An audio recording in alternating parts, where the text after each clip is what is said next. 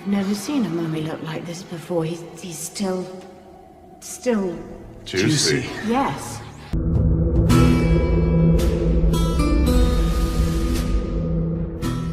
Okay, ladies and gentlemen, before we start, this video contains stuff about Egypt and mummies and things I'm not too knowledgeable about, so I brought in an expert on Egypt. Sort of.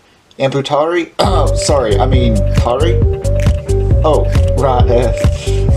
Anyway, when someone mentions mummies, most of you think Egypt, right? Pyramids, pharaohs, old curses, things like that. When the topic of mummies comes up, which I'm sure is over dinner, nightly, you probably don't think about Old West outlaws. I mean, what do mummies have to do with Wild West gunslingers? That's like asking, what does the RMS Titanic have to do with Barnum and Bailey Circus? Or, what do clowns have to do with politics? And what does any of this have to do with the circus anyway? It doesn't make sense. Maybe it's finally happened. Maybe I've finally lost my mind. Thanks for the vote of confidence.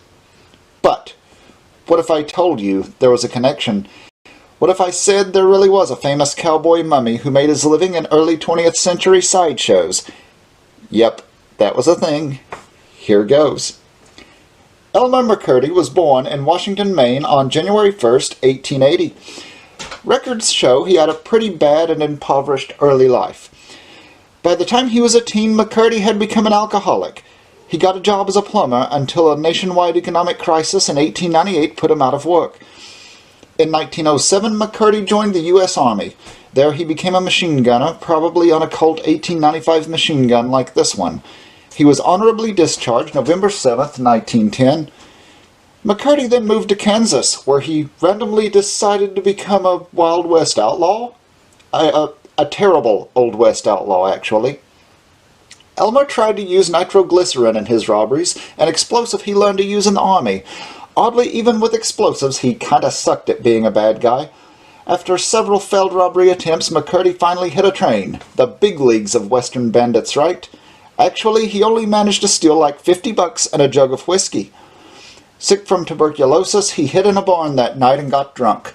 But by morning a sheriff's posse had tracked him down, and McCurdy took a pot shot at a deputy. There was a firefight!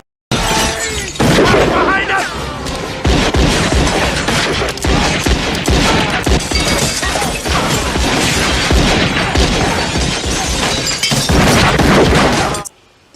Hit in the chest by a bullet, Elmer McCurdy died, his career as an outlaw over. But his career as a celebrity was about to begin. All right! The mummy's ready for his mystical journey! Oh! What's happening? Undertaker Joseph Johnson embalmed Elmer and dressed him up, gave him a rifle and stuck him on the porch for an advertisement. In October 1916, two men came to the funeral home claiming to be Elmer's brothers.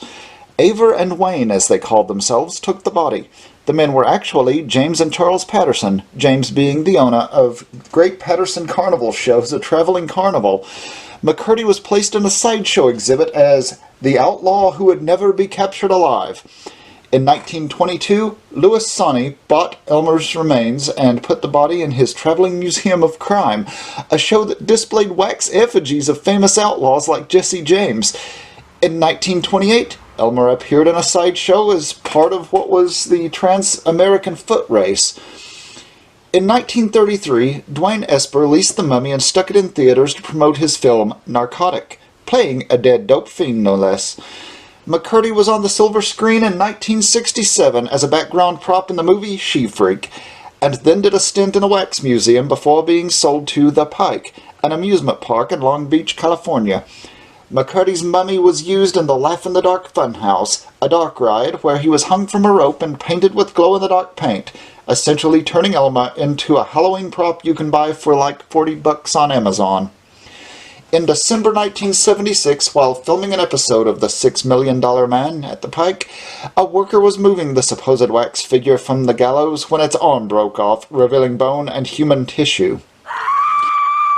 Police were called, the body taken in for examination, and forensic investigators got to work. From their research, pathology, and ticket stubs found in the mummy's mouth, they concluded that this was indeed the body of Elmer McCurdy. On April 22, 1977, Elmer McCurdy finally got the cowboy send-off he deserved. He was buried in the Boot Hill section of the Summit View Cemetery in Guthrie, Oklahoma, where he fortunately remains to this day. I know, right? That's the tale of Elmer McCurdy, the Old West outlaw who became a mummy, became a sideshow star, appeared in movies and television, and made front-page headlines across the country. McCurdy lived more in death than many of us will ever do in life. Oh, but wait, you didn't even do that much. Fine. Ugh, kids these days. Anyway, so now you know there was a cowboy mummy who worked for the circus. And that's a story worth the price of admission.